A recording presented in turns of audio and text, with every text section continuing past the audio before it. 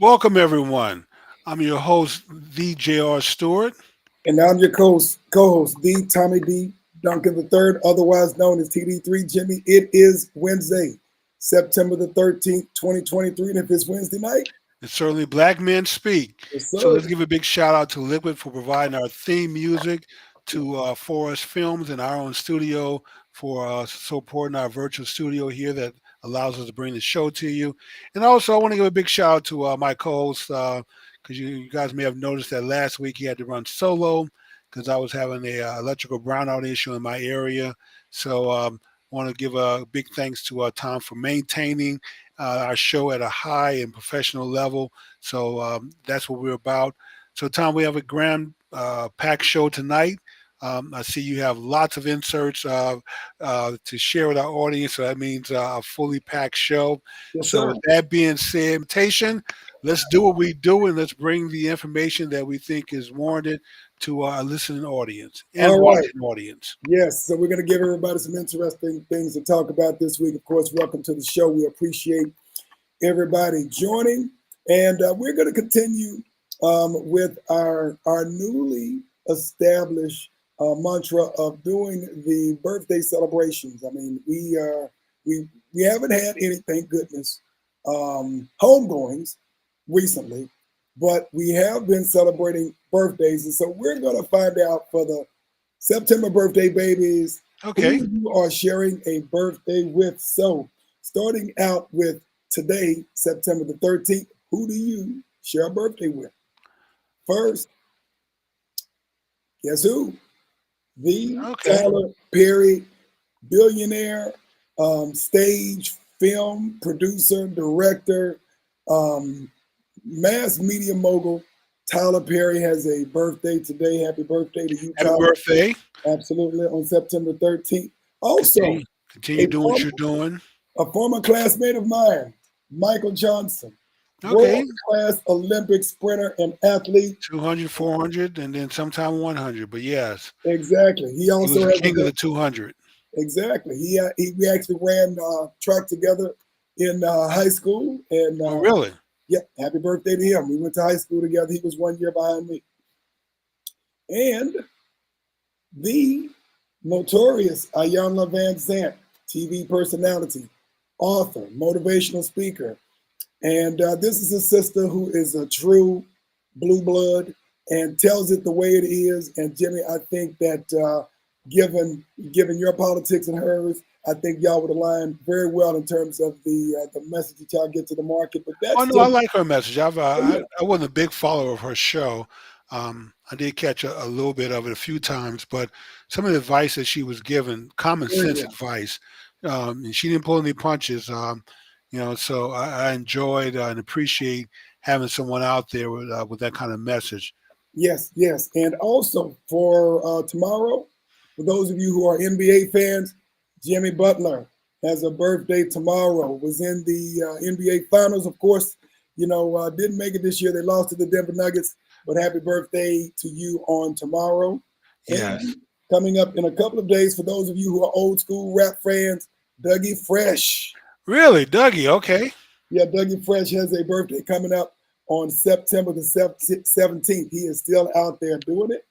And Jimmy, one of my favorite actresses from a while ago, Miss Beautiful Sanae Lathan. Yes. Yes, absolutely. This Very sister, talented, very beautiful sister. exactly. One of my favorite films from back in the day that she was in was Love and Basketball with Omar Oh Epps. yeah, that was a great one. One of my favorite too.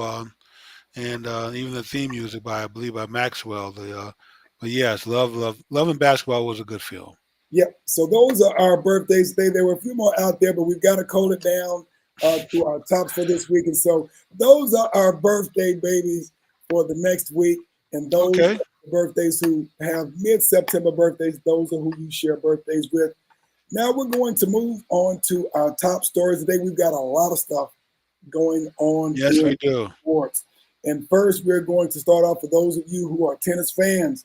We're going to start off with the Coco Gauff, for those of you who may not have been watching this past weekend, won her very first Grand Slam title in the US Open, Jimmy. Well, Tom, if I was 40 years younger, 40 years younger, Jimmy. years younger, Tom, I'd be on her tail.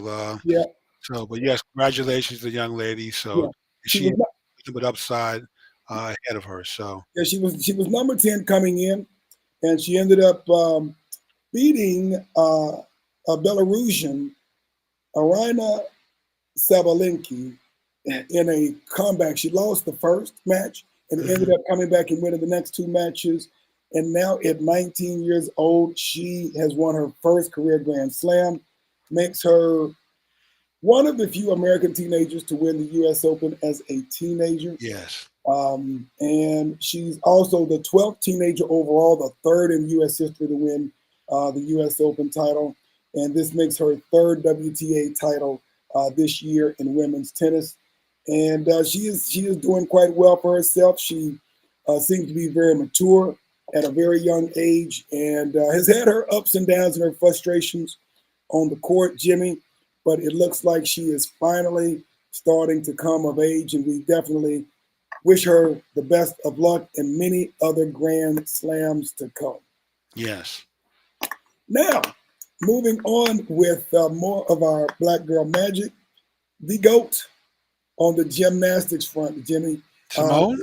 yes, we missed it a couple of weeks ago, but earlier, well, I think it was late last month, early this month, she won her eighth all-around title in the U.S. Gymnastics Championship. Well, we didn't mention it, but I did watch it. But I was a little confused because I thought she had retired, She and had I didn't know if this was a comeback This is a or comeback. okay. Because Tom, she looks the same as she did when she was competing 10, 12, 15 years ago. Um, it doesn't seem like she's gained any weight. She has the same body size, and I think I saw the her floor exercise and maybe her beam. I can't remember, but she still looked great at 20, what, 5, 26. She's still like a teenager. A 26-year-old Jimmy, and it is amazing because it's been 10 years since she won her first all-around title. Um, she took off 2 years, and I don't know if you remember this, Jimmy, but she actually ended up withdrawing from Yes, several in the Olympics in Tokyo because she was having, I guess, what they call the twisties, where she couldn't keep her balance, and she ended up withdrawing. And then, for those of you who remember that, there was all that drama with, of course, the sexual abuse allegations of correct. the then Of the gymnast doctor, the doctor for the Larry, gymnastics team, yeah, Larry Nasser. And long term. so, exactly. So she took off 10 years, but she won her first title in 2013, Jimmy. It is 2023, 10 years later, and she is still that dominant. I think she won this match by 3.9, almost 4 points over Shalise Jones, who is also an up-and-coming Tom, girl. when points are measured in hundredths of a point, for someone to win by 4 points or 3.9, that is a lot. That's like blowing someone out in the NBA 120-5. Yeah, I mean that's a huge score. Um, but yeah, on top of that, Tom, generally, you get past 20, you're already over the hill in gymnastics. They get correct. those girls younger and younger now, and for her to be able to compete at that level and still win world championships at the age of 26. But like I said, she still has the body of a teenager. I don't see where she's grown, gotten fatter, older, or anything. So, girl, you just keep competing and keep it up. Yeah, yeah, Jimmy. And 25 medals in the World Championships, 18 golds. This breaks all men and women's records in gymnastics. Yes. So yeah, So, she's definitely the goat, female goat, maybe the goat of gymnastics. Period. period. No, it's not even, yeah, period. In gymnastics, men or women, she is the all around GOAT. More Black Girl Magic. We, of course, wish her the best. She's kind of mums on whether she's going to be competing in the Olympics next year in Paris. I tell her go Um, for it. And yeah, I mean, if she still feels healthy outside and in, I mean, it's just all upside. But to your I point, mean, Tom, Jimmy, to win the all arounds. I mean, you have to be very good on every apparatus. Some are just good on one event, one or yeah, two, but to be to have a mastery of all the events, like it's like the heptathlon. So you have to be good across the board. So if she can still compete at that level, girl, go for it. Yes, yes. So we wish you the best. Stay healthy, and we pray your health, mental health, your physical health will allow you to compete for the U.S. in the Paris Games. This is a follow on our next story. Of course, we talked a little bit in the last week or so, and we talked in the past, Jimmy, about the hoopla surrounding Deion Sanders, his foray into college coaching, Yes. starting, of course, at Jackson State, historically black college, where none of the blue bloods in the NCAA D1 would hire him. And so he went to Jackson State for 3 years and bounced Won and a came to championship. Colorado. There was a lot of rancor about him leaving Jackson State after a couple of years because they were hoping he was going to be there long term. Now he is at Colorado, Jimmy, and within less than a year, he has literally defied expectations and odds. Well, Even he's already won twice as many games as they won last year, Tom. And this is just game two. three, and then we're coming up on game three. You're So coming of up on course game three. they beat the national NCAA runner-up Runner up in the first week TCU. at TCU, and then this past weekend played a. It took them a little while to get their rhythm, but then they beat a rebuilding Nebraska team 36-14.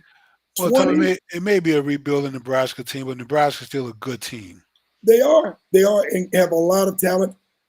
Matt Rule, of course, which is no slob in the coaching arena, is rebuilding that team as Deion is rebuilding his. But they beat them quite handily by 22 points. I think it was maybe a 3-point difference. They ended up beating them by 22 points. Shadur Sanders, almost 400 yards, I think 393 yards, 3 touchdowns, I believe, ran for 1 touchdown. And, quite frankly, this is very impressive to have them playing on this level in such a short period of time. And, Jimmy, that's not to sleep on the fact that he almost completely flipped this team. Most of the kids who were Well, there, that is true, Tom. Most of the team players that were there left. But Tom, we need to put this in its proper context. There are at least 12 games, sometimes 13, depending on what conference you're in, that you're going to play during the season. And most college quarterbacks get 2,500 yards if they're good, maybe 3,000. A few of the elite ones get maybe 3,000 or above. This young kid at Colorado, Deion's son, has almost 1,000 yards in 2 games. Mhm. And so he could easily end up with a 4 or 5,000 yard if he continues his pace, a 4 or 5,000 yard record breaking season, Tom. So And I know the people of Colorado are happy. yes, they are. And the interesting thing about it is that when Deion came to Colorado, and then Shaduri's son, quarterback, came to Colorado, and then ultimately his youngest son, who kind of pushed back a little bit, he ended up coming to Colorado. And now he's playing cornerback, wearing his father's number, 21. And a lot of folks were saying, "Yeah, Shadur, you may have been good, in the SWAC, in the HBCU domain, but this is the big time, and he's Well, playing big time." some people are starting to say Heisman, Tom, in an NFL that he has NFL talent from what they see just so far in 2 games. And Tom, here's the other thing: is that no one expected him to be here, and there was some controversy even about Deion's salary. Whether I mean, I think he's making $5 million a year, and the school had to raise the money through the I guess the boosters to come up. But the question was, but now that you're 2-0, you're nationally ranked. Uh, do you think the $5 million is worth it now for all those people who were naysayers back then that it wasn't worth it? Jimmy, if you look at the economic impact already, this past weekend there was over 53,000 fans in those seats. That is the largest fan attendance they've had in over 15 years. Average tickets were $400 for a college game. This is not the Yes. Dallas Cowboys. This is a college game. You look at the boosters. There is an unfathomable number of season ticket holders that have now purchased more tickets Oh, Tom, for those are the the season. hottest tickets going around now. Um, so so yes, So is he worth the 5 million? Oh yeah, It's they almost like, gladly pay twice that now. Jimmy, Uh, I'm trying to tell you, they better extend this contract real quick because as the folks say, yesterday's price is not today's price. that is true. You certainly would want him to for someone to outbid you next year and him walk. So he's definitely demonstrated. So let's hope brother Deion and his team much success for the rest of the year. And in Colorado, moving to the Big 12 Yeah, next. yeah, I'm not exactly. Well, they're in the Big 12 right now. Are they staying? Well, as far as I know, I'm not aware that they're going to be moving to another. But hey, if they're successful and if it has to do with some money and they continue on this pace, who knows what can happen? So with A&M out and then Texas leaving, um, Oh, that's OU in Texas are leaving the Big 12 to go to the SEC. yeah, with that kind of void, Colorado may become the next powerhouse in the Big 12. So if I was them, I'd stay and be top dog in the Big 12. And it'll be very interesting because if I recall, I believe they play USC this year. Oh yeah, that's going to be a good matchup because there's a lot of Caleb, talk about USC's quarterback. Caleb, wait, Um, no, it's not a lot of talk. He is the incumbent Heisman Trophy winner. So that's going to be a fun game having the Heisman Trophy winner against Shador Sanders, a head-to-head well, matchup. Tom, some people are saying that Sanders is a better quarterback. So from what they see so far, so that's going to be an interesting matchup. Well, you know what? I'm telling you this. Caleb, I have not seen him play that much since he moved from Texas to USC. But I can tell you this, boy, tell you this much: that kid is no joke. Okay. He is no joke, and they don't give away Heisman. No, not too frequently. No, they don't give away Once a Heisman. year, and they're generally very particular about who they give it to. Yeah, Yeah, I don't have one, so that'll let you know something's wrong with that process. But that's another story. I yeah. digress. But if you look at what's coming up, it's not. I don't want to say it's a gimme. They play Colorado State this weekend. They play Oregon in 2 weeks. They play USC in 3 weeks, and after that, UCLA, and it's pretty manageable. The last game of the year is going to be against Utah. So, Jimmy, Well, that's a lot of Pac-10 West Coast teams yeah, with Oregon, UCLA, USC, so in Utah. So yeah. So they are.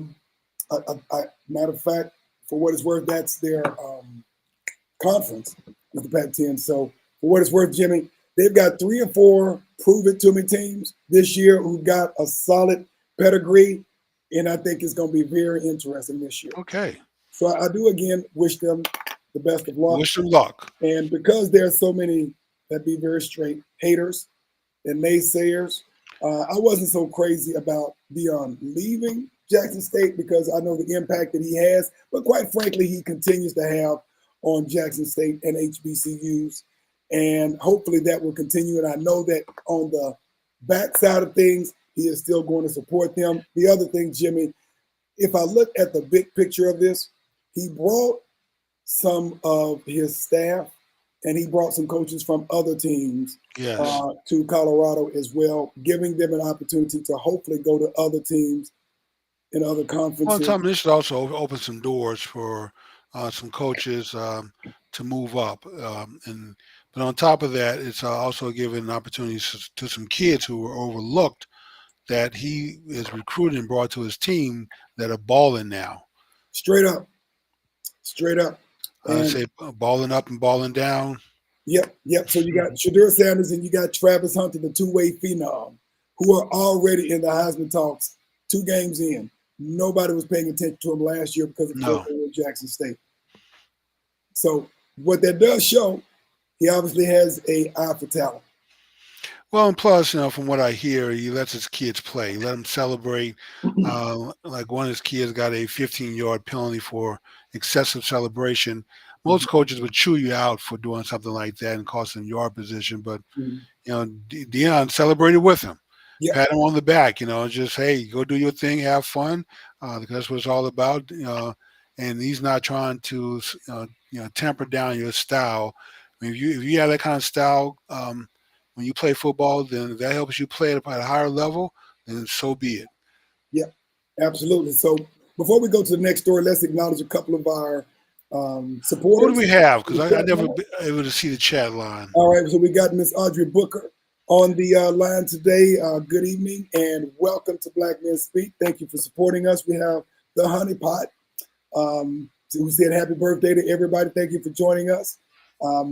Hopefully we'll know who the Honey Pot is by name sometime in the near future. We have Miss Tanya Hall, KGGR, Okay. who is with us today. And Kevin Johnson, KJ, our frat brother out of the DC metro area. I want to thank you for joining us this evening. Holler at me and let me know your thoughts as we talk through the show tonight.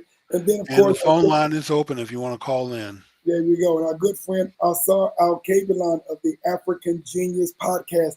Everything, of course, Pan-African on the African Genius Podcast. So, of course, look for them as well. So we want to thank everybody for joining us tonight. And let's go ahead and move to our next story. Jimmy, this is a story that we covered some time ago, earlier this year, right before the Super Bowl. And it looks like Michael Irvin has settled his lawsuit with the Marriott. Yes, I heard that. Good Yeah, for him. exactly. So Hall of Famer, for those of you who don't really cover sports, Michael Irvin, of course, who was a Hall of Famer, former star receiver for the Dallas Cowboys, Jimmy's favorite team, got into a situation right before the Super Bowl earlier this year. I think it was Phoenix, Arizona, or in that general area. And he was going to be one of the analysts and coverage reporters doing that. And maybe a couple of weeks before the game, the Marriott chain contacted the NFL and told him that there was an incident between Michael Irvin and a white female employee. And ultimately, there was allegations that he said or did something appropriate to her. And literally, Jimmy, they went to his room. They pulled and dragged him out of his room and literally forced him away from the facilities. And then he ended up getting suspended by the NFL Network, his employer at the time, indefinitely because of these allegations. And I think you remember this, Jimmy. They had the video. He filed a $100 million lawsuit. They showed the video. The video looked pretty harmless. It showed where he had the interaction with the lady by the elevator. Didn't show anything that looked. Well, Tommy, he had the video and he had witnesses on his side. Right, exactly. I mean, there was nothing to back up her story, and I'm glad for him. And here's the other reason, Tom. I mean, Michael Irvin has had some ups and downs post Cowboy, and he's been a good citizen. He worked his way back into the mainstream. He's a very good analyst, football analyst, and personality. And for this to happen to him at that time, I mean, the Super Bowl. You're going to be the one of the analysts and announcers for the Super Bowl, and to be kicked off that team a couple of weeks before the game, Tom. I'm not sure what he's going to have to do or if he can recover from that, but I'm sure reaching and getting the Super Bowl assignment had to be the highlight of your career, and someone took that away from you over nothing. I mean, if there was some truth to it, you could say, well, it was a matter of a disagreement or misunderstanding. But no, there was nothing to it, Tom. She totally fabricated the whole thing. Yeah, exactly, Jimmy. And I don't see anybody blowing her up on the news. No, she hasn't gotten any criticism or. Yeah, like the sister who fabricated or allegedly fabricated, disappearing, so on and so forth. But yes, the lady down in Alabama. And so the statement that was made by the Marriott, in essence, is that. Well, Tom, the lady who faked her kidnapping is facing criminal charges. Yeah. This lady who lied about Michael Irvin is not facing anything. I'm not even sure she was named in on the lawsuit. And she wasn't. It was a Jane Doe. And Marriott released a statement saying, "We are pleased that Mr. Irvin is dismissing his lawsuit against Marriott and all Marriott parties with prejudice and without any payment from Marriott." And I was like, are you kidding me? This man's career could have been totally destroyed over some foolishness. True. Complete balderdash. That's not what I want to say, but complete balderdash. So Well, the the, good the news statement the statement is a little misleading, Tom. No direct money from Hilton, but that doesn't mean their insurance company and their liability policy for the company didn't cover this. So maybe no direct payment, but he's not dismissing a lawsuit that he could have easily won and got a huge amount of damages for nothing. yeah. Well, the good news is he's back Yeah. on the NFL Network as an analyst. And so you have, if you've not already been watching football yet, will see him on the airwaves. He's no longer with FS1, which I believe is a Disney brand. They had removed several folks, pretty highly coveted individuals and analysts on FS1. He is back on the NFL Network, which I think was his bread and butter. So we, of course, wish him the best of luck. Continue to support him. But it's just a shame, Jimmy, that, I mean, if we look at 100 years, what has really changed when someone just says, he did something to me, he touched me, and you can literally get virtually or professionally lynched. Well, Tom, I don't know. I mean, I spent last week actually doing some historical research on the black codes, and this is one of the crimes that fell under the black codes under their adultery laws. That if you were to commit adultery for a black man to look at a white woman the wrong way, he could be charged with committing adultery. And we know what happened to Emmett Till Yeah, for having that similar charge. So you're right. So something you have to ask with all the progress that we made, how some things still stay the same. So, and basically, Michael Irvin was convicted and punished for. in the I don't public. even know if I'm not sure if he even looked at this woman, but I guess the claim is that he must have looked at her, did something, or said something inappropriately, even though none of the witnesses that were there in the video showed no evidence of this. Right. And let's be very clear, I will leave names out of it, but I know some analysts and some reporters who literally done egregious things who are Oh back yes. on the saddle again like nothing happened. He did absolutely nothing, and this man was suspended and was yanked from really the pinnacle of professional accomplishment in terms of support of reporting Now, on just football. imagine if she had said he raped her. And there are Oh, some men that are in jail, prison over false accusations for that very reason. 40 So plus some odd years, Jimmy. I was reading an article over the last couple of weeks. A brother, after 40 years of wrongful allegations of rape, and this man lost his entire adult life, and literally in his senior years now. and Tom, you know what? When I see those cases and when they still happen, I'm always amazed how these people come out of prison and not be bitter. I don't know how to do it. Only for the grace of God, but that's a lot of. Tom, if it was me, I'd say, you know what? You just keep that jail cell open, keep my stuff there. 'Cause I'm coming back. I'm gonna go kill this person and just keep my cell and all my No stuff there because kidding. I'll be back. I promise you. I don't see how they don't come out. I mean, they come out, and I mean, I know they're just happy to get on with their life and put it behind them, but a lot of them even forgive their accusers who have done them wrong. And it's like, God, but y'all are better Christians than I am because I don't know if I have that much forgiveness in me for someone to do me that way and for me to find 1 ounce, one morsel, one particle of forgiveness. And, like I said, I just say, hey, I'm leaving my stuff here because I'll be back. I promise you. Now I got you, Jimmy.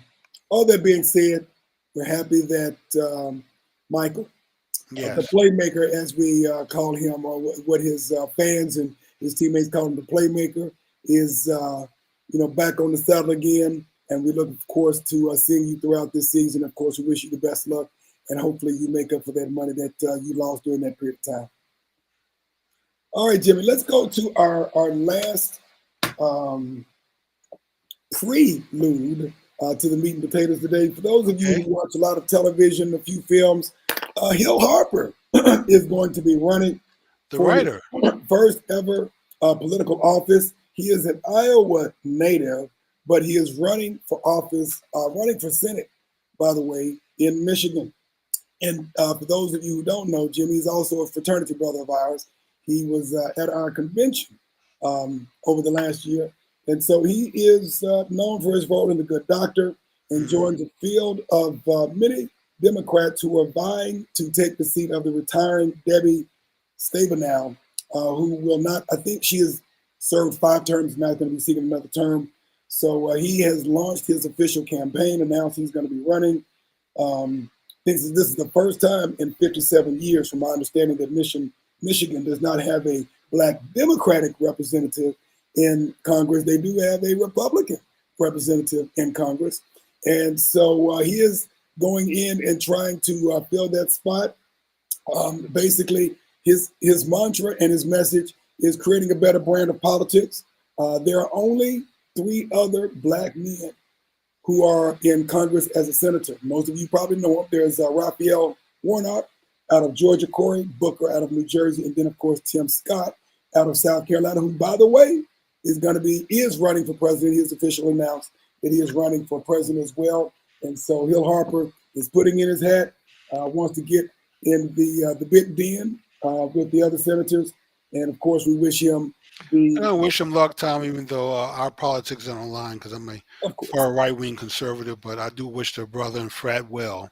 Yeah, absolutely, absolutely. I think the key is having more responsible, intelligent, ferocious black men who are representing our interests and learning to understand that we have to figure out our common interests and our common goals, regardless of what side of the political domain that we're in, so that we can help build stronger communities, to your point, build stronger children, and then ultimately build a stronger black economy.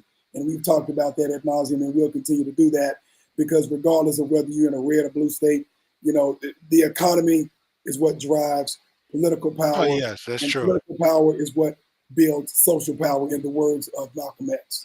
Well, the brother run on that stance, Tom, and find and more fathers in the household. You can reach out to me, and I'll send you a campaign check. There we go. He said it.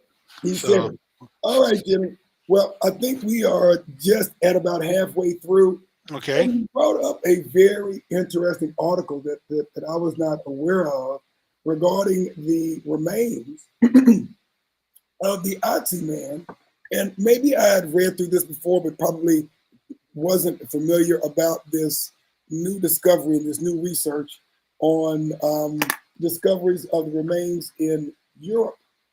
Well, Tom, we need to put this in proper context. So, this body, mummified body, found in the French Alps, in Belgium Alps, um, when it was found over 20 years ago, 21, 22 years ago, there was a great deal of excitement, and the excitement stemmed from the fact that, okay, I think everyone has acknowledged that the Homo sapiens sapien, which is us people, uh, that that our ancestors stemmed out of Africa, even Mhm. though there were other humanoids around the world. But the Homo sapien was the most successful, and from interbreeding and from us walking, leaving the continent of Africa and populating the world, everywhere there were other humanoid species have died out, either from disease, from hunger, and so they um, either they merged with us, with Africans, and learned how to survive, or they died out and was totally replaced by Africans. Well, here's the thing, Tom, is that when this body was found, I remember all the excitement, all of the energy over the fact that that this body had clothes on, Mm. which was not uncommon, for cave people to have animal furs on it, but the clothes were stitched. So that was a big thing. It's like this body has clothes that were stitched. He had tools. He had an axe. He had a bow and arrow. He had other things around that suggested that he had intelligence, Tom. Yes. And then so that was a big thing. It was like, okay, well, white folks in Europe may not be the oldest humanoids, but maybe they're the smartest, because we hadn't found any other humanoids of this from this age and this period who had all of this going for it. And Tom, until they did the DNA test, Yes. um, now they knew the skin of this person was dark, but they Mhm. attributed the dark skin To to the mummification. mummification from the Correct. ice. Correct. No one ever even imagined, Tom, in their wildest days, that this celebrated Iceman, who had all this going for himself, Found in Europe, found and in in Europe, Europe, mind you. and who shares DNA with a lot of Western Europe, and they've mapped this out, and like is a common ancestor for a great deal of Western Europe. And what do you find out? He's a black man. Oh my God! The excitement, Tommy. Now, so you saw the articles, you seen the Yes. video. You see how fast they try to get past the fact that Oh, not only did we find melanin in his skin, but he has all the traits that black people have for the diabetes gene. yes. And so this is clearly a black person. And They, boy, that isn't what they want. That isn't what they said in the article, Jim. They tap dance. People, y'all have got to research. Y'all have got to look. They tap dance their way around this as much as they possibly could. yes, They tapped. Oh my God! Basically, it said, the analysis reveals that the 5,300-year-old mommy had dark skin and dark eyes and was likely bald, in contrast to the reconstruction of Ati that depicts a pale-skinned man with a full head of hair and a beard, kind of like yeah, there you go. this guy here. So this is what they took from what they found in the excavation, of this mummy, the Ati man. And now that you have more advanced research, there's a guy, Albert Zink, head of the Institute of Mummy Studies in Urac Research, a private research center in Europe, and now he's saying, well, it's quite amazing, what we've been able to discover, and he even, in a politically correct way, leaned on the fact that how amazing we leaned on our own prejudice in reconstructing him in a way that we thought he was going to look. Tom, it was a very exciting time. It was this is very big news to have a really smart caveman in your possession, who's linked to a lot of people in Western Europe. So, and this was a big celebration, I guess, for white people. I mean, so there's no other way to describe this, the energy level and excitement at that time. I can only imagine now what people are thinking and people who are in this field, because somehow the fact that this is a black person didn't get all of the news that it got 20 some years ago Jimmy, when they thought they found a white person. when they saw and discovered what happened, I think there was a bunch of WTFs getting dropped all over the place. He said it's not surprising that the Auntie was dark skinned, the curator said, noting that many Europeans at that time likely had darker skin pigmentation than today. Okay, Tom. So this is what the Europeans generally and a lot of Western thinkers don't want to admit, Mhm. that white people are just black people who've lost their melanin in their skin, because the ultraviolet rays in Europe are weak. Lots of clouds, lots of rain. So the golden rule of evolution is if you don't use it, you lose it. Yeah, And so your ancestors, you can't. I mean, some of your ancestry DNA wise does trace back to the Neanderthals, so we can't deny that. Just even now, but the Neanderthals are all dead. They died out. The only way any of them survived is that they merged with the Africans yeah, in order to survive. And now, we understand that the Neanderthals were not that smart, and so we accept that. And so, how did they get the tools and the ability to make clothes and their tools to survive? Huh? Looks like that dark skinned African brought that to them to basically enable them to survive as long as they did. But for the most part, the entire race is dead. In fact, all of the Dovians, the Clovers, the Peking, all the humanoids are gone. The only one that survived is the African. yeah. It's amazing, Jimmy, because when they talk about the revelation of what happened, as opposed to having all of this, hair on top of his head and a beard and his skin that looked like this, and they say, well, more than likely he had darker pigmented skin. Maybe he had a beard, but he was bald, and of course, it wasn't just the mummification process that made him dark. No, He no, was actually a dark man. So, yeah, he was a dark man. and I guess the question is, if they knew all this stuff 30 some odd years ago, instead of him looking like this, Jimmy, why did they just, tell the truth and say, maybe he looked a little bit more like this Yeah, if Tom. he was bald? Well, here's the thing: is that when you have corrective information like that, that's earth-shattering. Like I said, this is a big deal when they found this mummy, and the level of excitement. I mean, this is a big score for white people in general, and so now to realize that, like you said, that WTF moment, that it. Um, and have to come back and admit that everything that you attribute to white people, now you have to attribute that to black people. And the realization is that the ability to survive winters, the weather, to grow food, basically to domesticate your food supply, Tom, that all came out of Africa. They all came from, and like I said, the human race wouldn't even be here if it hadn't been for the big brain African to leave the continent of Africa. And luckily that you had Africans who were willing to leave the continent of Africa, nice weather, food. Why would you leave such a paradise to go explore the rest of the world? Because there may not be very much in the rest of the world if the African hadn't done this. Yeah, and there's something that was said a long time ago about why we're over here, and that is the descendants of our ancestors in Africa. And there was, without getting into a lot of detail, there was a long diatribe as to why we came over here and why were we oppressed and why were we enslaved. And someone made up a very good point.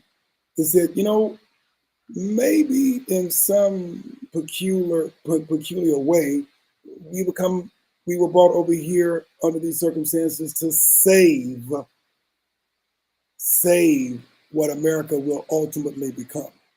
Well, Tom, I certainly believe that because a great deal of effort and energy that had to be put into motion to get us here in these numbers was for a reason. I don't think, I mean, I do believe, and say everything happens for good. And so I do think that we are brought here for a reason. And Tom, there are still those forces that had work to suppress us, to keep us down.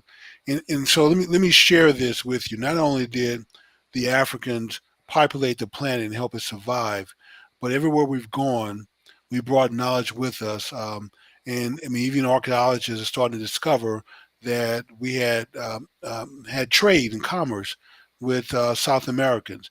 These pyramids are not just in Egypt, but we have pyramids around the world. How in the world did the knowledge to build pyramids? There was no internet, there were no books, there were no blueprints that you could draw up and give to someone else. So Tom, that knowledge had to travel around the world because all these pyramids were built around the same time. They stopped building around the same time, and now we find ourselves faced with these people who hypothesized and made us believe, Tom, that we were inferior because we were dark, that we were closer to animals and apes than we were to people. This was Thomas Jefferson, who helped bring that into the mainstream thought here in America. Even though we had decent race relations before he was president and became a thinker. But anyway, I digress. The point is, Tom, is that all the evidence continues to show that we're not just superior when it comes to sports, when it comes to music and being in tune, with certain rhythms. Tom, we're also the smartest people on this planet. We're also the dumbest people. We're the fastest people. We're the slowest people. We're the tallest people. We're the shortest people, and everything in between. Our African ancestry really makes us superior to all people on this planet because we come from the originals. So how in the world could a derivative, a weaker version of the original somehow be better than those who are closest to the original? So we need to stop. We need to wake up and realize that we've been lied to all these years, that we are smarter than, and we chronicle the kids on this show all the time. Perfect LSAT scores and SAT scores, graduating from college as teenagers. All these remarkable things that these kids are doing And Tom, all of our kids are capable of doing this. I mean, it's extraordinary now because we live in a sea, an ocean of mediocrity. So a few dots, a few drops of greatness seem to stand out. But really, there is no reason why all black kids can't do this, perform at this level, Tom. It's just a matter of being dedicated and focused on doing it because you come from superior stock. You're not inferior in any way. Every case can be made that you come from superior people, and this is why, Tom, the Western world is constantly collecting artifacts, raping Africa for all of its history, putting it in their museums and Right. celebrating it. But yet, you don't celebrate the people who created all of this history. You still consider them barbaric and antiquated. Well, you can't acknowledge something that you're seeking to steal and economize, so to speak. That would be antithetical to your agenda. Would like to welcome Ed Gray, Brother Ed Gray, the commish, Commish. who is Yes. on our chat line. I want to thank you for joining us this evening, my good brother. Thank you for joining us. And also Miss Chastity Christian. Thank you for joining us this evening. And she's out there working hard, trying to, to your point about our kids, try to make sure that our kids get a good education, get out and do something with themselves. So we want to thank her for joining us as well. And we have Armanda Brown. Good evening. We want to thank you for joining us this evening as well. And I hope you are having a great week. Miss Faith Fleming. Faye Thank in the you house. for joining us Okay. as well. And she has a comment. This story reminds me of a prehistoric art exhibit where all the noses had been damaged in transport, but none of the known European statues were damaged. Hmm. Kind of one of those things to make you go, hmm. Well, that's why supposedly Napoleon shot the nose off the Sphinx for that Yes, very same reason. exactly. So, to your point, Jimmy, Herodotus, considered to be the father of European medicine, at least, acknowledged where he learned what he learned, and it was at the feet of our ancestors in the metropolis of the African continent. So, at the end of the day, for those who are speaking and walking in the truth, we understand where the beginning of civilization, beginning of science, anatomy, math, government, etc. And so, to your point, Jimmy, uh, as Denzel Washington used to say, I think in his movie, The Great Debaters, we have to find our righteous mind. Well, Tom, not just that. In addition to that, religion, because Jesus Christ, the Christ, was black. Yes, So we need fathers to come back into the home. We need to make sure that we are demanding excellence from our kids. Tom, I think last week did we have the mother who had three daughters who graduated college as teenagers. Um, we need to continue to push our children for excellence. And our competition is not our white counterparts. Our competition today is our Asian counterparts. And there you is know, no reason, Tom, that our kids cannot outperform the Asian kids and to a certain degree, Jimmy, I would also say we are competing. We have to compete against globally. ourselves as well. True. We have to compete against. We have to compete to be the best that we can be. So we are really in a competition with ourselves to rediscover the greatness that we always have been and have sometimes forgotten. Yeah, Tom. So let's get out of this thinking that sports and entertainment are the only places that we can excel. That's not true. Gotcha. The gray matter between your ears work just as well, if not better, than any of your counterparts around the world. So we need to understand who we are, Tom, where we come from, and we need to set the expectation for our children, get them away from the PlayStation, the video games, the internet, social media, and get them into that book and classroom with the goal of your goal is to go there and dominate, not to go and fit in and not to go to school to be popular. Absolutely. So, Jimmy, if unless you have any other thoughts, there's one other item. Okay, let's get to it. One other item that we, I think, need to make sure that we take a moment to recognize, and it just popped up a little bit earlier today. 2 days ago is the Anniversary for 9/11. Yes. exactly, and so what we wanted to do is to take a moment to remember what happened most importantly, those who we lost, Yes, the families, 2,900 plus people.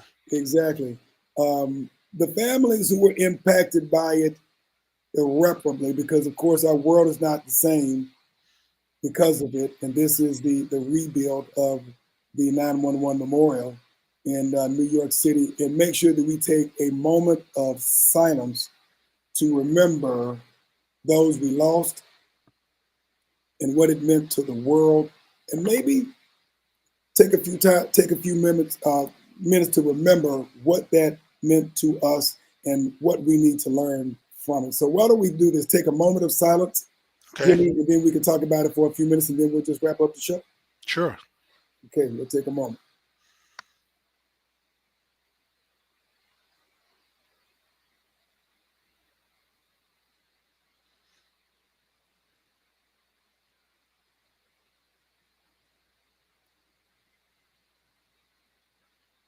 All right.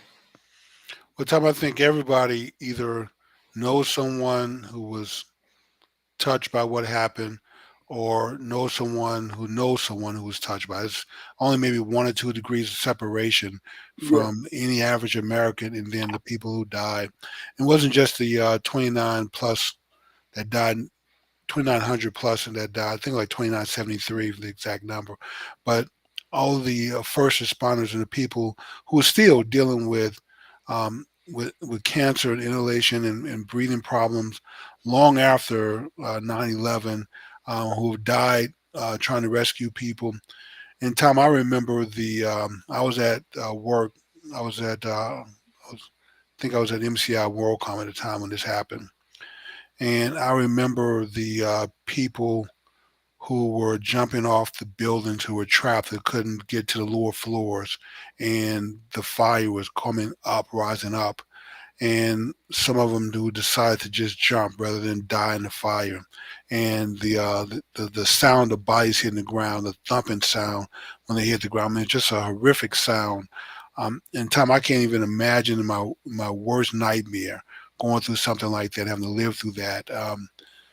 But I mean, that's what it was, but it did bring together the nation for a brief moment in time. We were kind of somewhat united, but unfortunately, that didn't last very long, and now we're probably more separated than ever before. Yeah. And it's strange and unfortunate that it takes something like that to happen to really bring our country and our people together. Because I don't recall in my history that the country unified as much as we had around that one tragic event. Yeah, our sense of nationalism brought us together. So we put party politics aside, we put racial politics aside, and we sort of came together for a brief moment in time. So that shows what can happen. But now we're probably more divided than ever before. So, and unfortunately, like you said, it does take events like that. But for our challenge, Tom, is that black folks need to find a way to come together, stop with the nonsense, and for us to come together and do what we have to do without needing a 9/11 event to bring us together. I would agree, Jim. And so, with that being said, we want to acknowledge and thank everyone for your continued support.